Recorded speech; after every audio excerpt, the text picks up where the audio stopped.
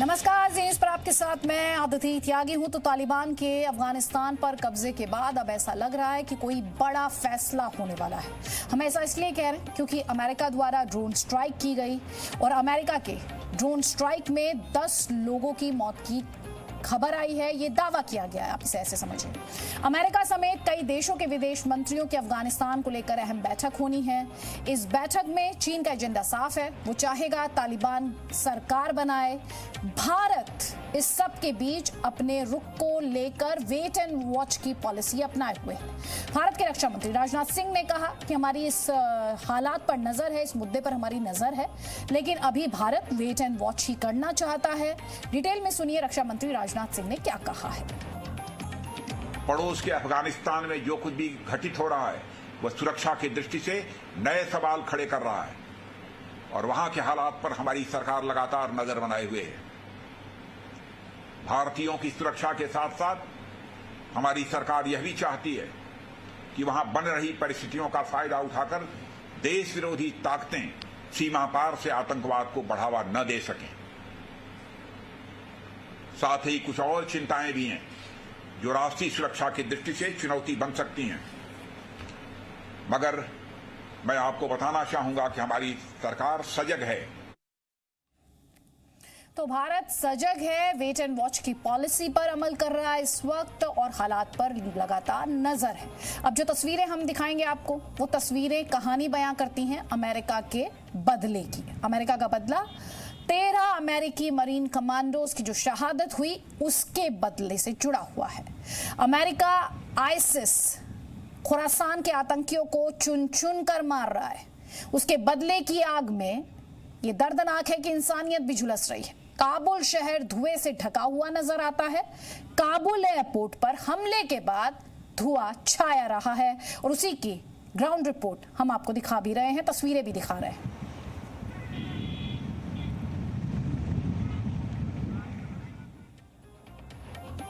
तो कल शाम को अमेरिका ने ड्रोन स्ट्राइक की और अमेरिका ने दावा किया, यूएस सेंट्रल कमांड ने दावा किया कि उसने आईसिस खुरासान के सुसाइड बॉम्बर को ढेर कर दिया जिसके निशाने पर काबुल एयरपोर्ट था। और अब एक और नई तस्वीर सामने आई है जो इस वक्त आप अपने स्क्रीन पर देख भी पा रहे हैं। कार में आग लगी हुई है और इसमें से धुआं देखा जा सकता है। अमेरिकी ड्रोन स्ट्राइक की ये तस्वीर है क्योंकि यूएस सेंट्रल कमांड द्वारा साफ किया गया था कि ड्रोन स्ट्राइक उन्होंने की है। ये प्रीएम्प्टिव स्ट्राइक थी, सेल्फ डिफेंस में की गई स्ट्राइक थी और इसमें एक सुसाइड बॉम्बर को टारगेट किया गया था जिसके वाहन में बहुत भारी मात्रा में विस्फोटक था और उसके निशाने पर काबुल एयरपोर्ट था और जहां पर अमेरिका द्वारा ये ड्रोन अटैक किया गया। जी न्यूज़ की टीम आप जानते हैं काबुल में मौजूद है। वहीं से मेरे सहयोगी अनस मलिक की रिपोर्ट देखिए।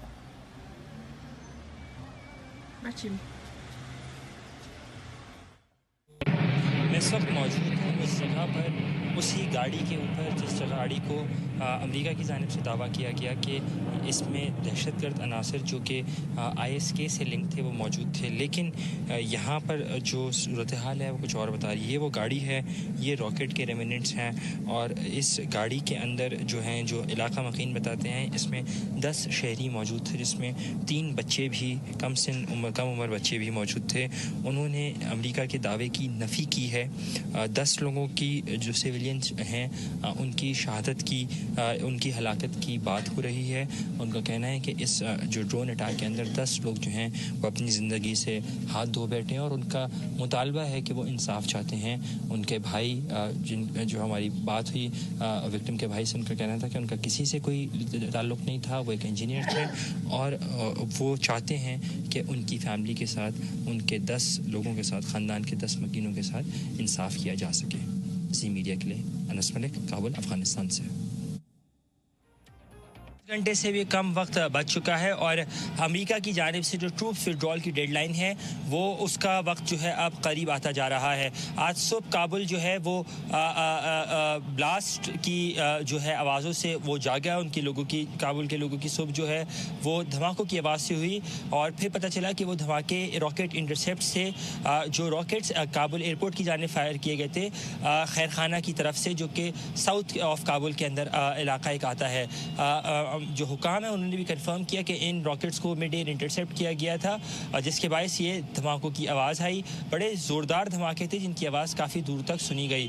उसके साथ साथ ये रॉकेट अटैक काबुल एयरपोर्ट पर उस वक्त किया जा रहा है जब 24 घंटे से भी कम वक्त पहले अमेरिका की जानिब से काबुल में अपनी नौइयत का पहला ड्रोन स्ट्राइक किया गया, जिसमें उसका दावा है कि उसने अमेरिका की जानिब से IS खुरासान के 2 जो दहशतगर्द हैं उनको मारा है। और साथ साथ जो लोकल मीडिया रिपोर्ट्स हैं वो कह रही हैं कि इस ड्रोन स्ट्राइक के अंदर जो सेकेंडरी एक्सप्लोजन उसकी वजह से कॉज हुआ उसमें तकरीबन कम से कम 7 सिविलियंस जो हैं, 7 जो मासूम शहरी हैं, वो भी अपनी जान से हाथ धो बैठे हैं।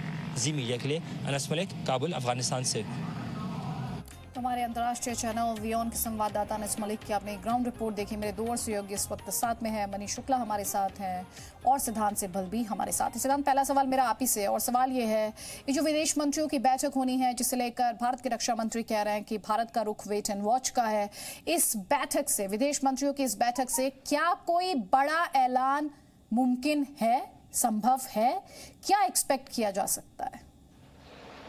देखिए, मैं आपको बता दूं कि ये जो फॉरेन मिनिस्टर्स मीटिंग होगी, ये यूएस लेड मीटिंग है। US secretary of state Anthony Blinken इसे लीड करेंगे। वर्चुअल मीटिंग है ये।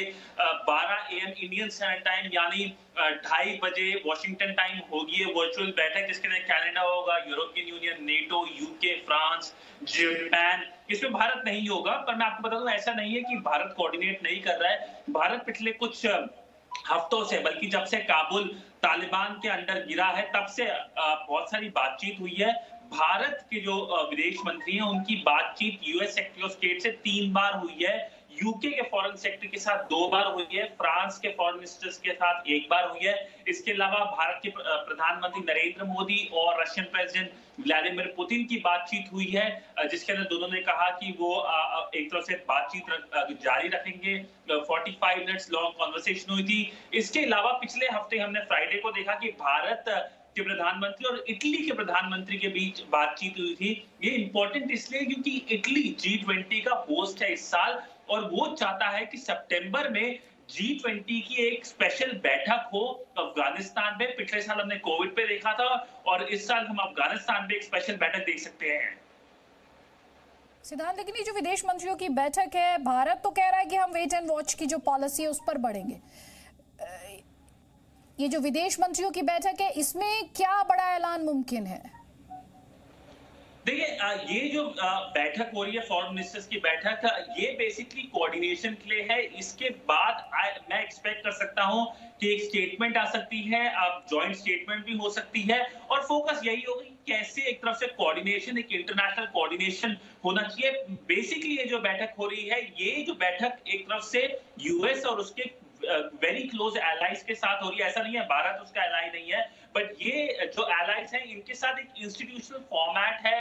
नेटो के साथ एक इंस्टीट्यूशनल फॉर्मेट है, यूएस का, यूएस पार्ट है नेटो का, यूरोपियन यूनियन से अच्छे ताल्लुकात हैं, यूएस के काफी एक तरफ से इंटेलिजेंस शेयरिंग भी होती है। भारत की बात कर ले तो Bharat wait and watch policy तो कर रहा है, पर इसके अलावा मैं आपको बता दूं कि भारत का जो पॉलिसी है इस वक्त वो है कि कैसे इवैक्यूएशन, जो भारतीय नागरिक अभी फंसे हों उनको वापस लाया जा सके, वो बड़ी प्रायोरिटी है। पॉलिटिकली भारत का क्या रुख रहेगा ये बेसिकली भारत तय करेगा, जब पूरी दुनिया के जो डेमोक्रेटिक कंट्रीज हैं वो तय कर लेंगे कि उनका क्या रिश्ता होगा अगर तालिबान की जो भी सरकार बनती है।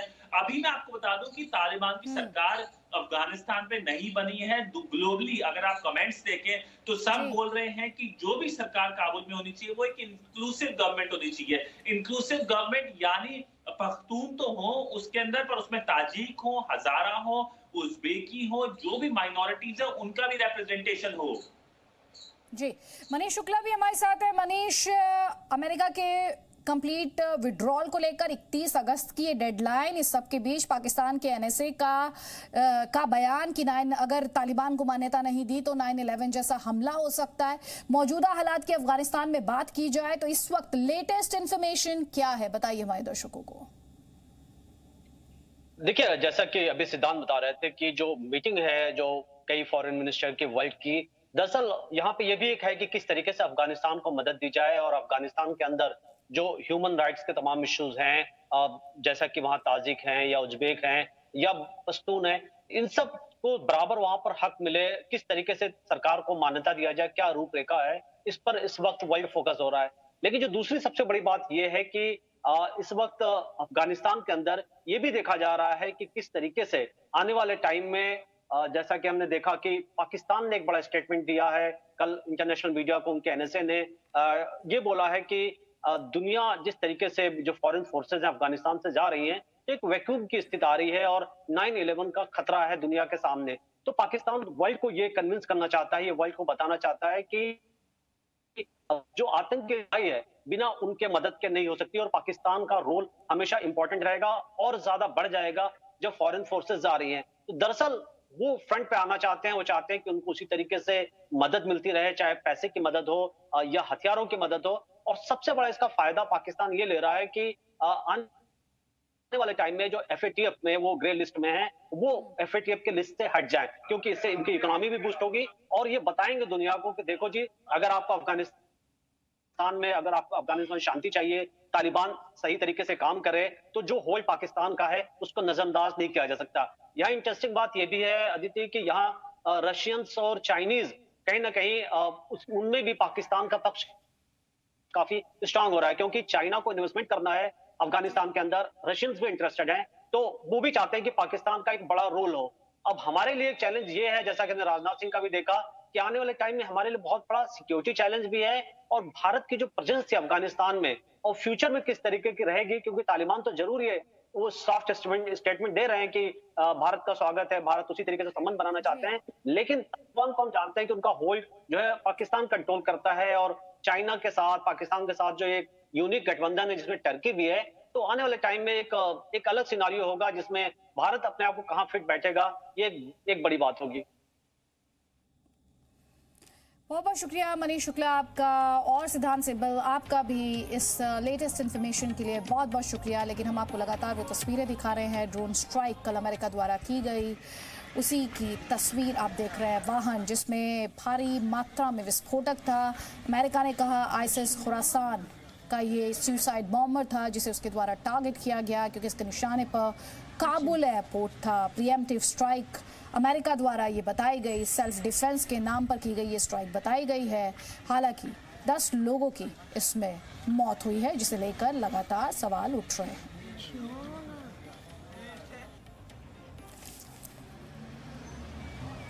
Presenting B News app, available on Google Play and App Store. Download it now.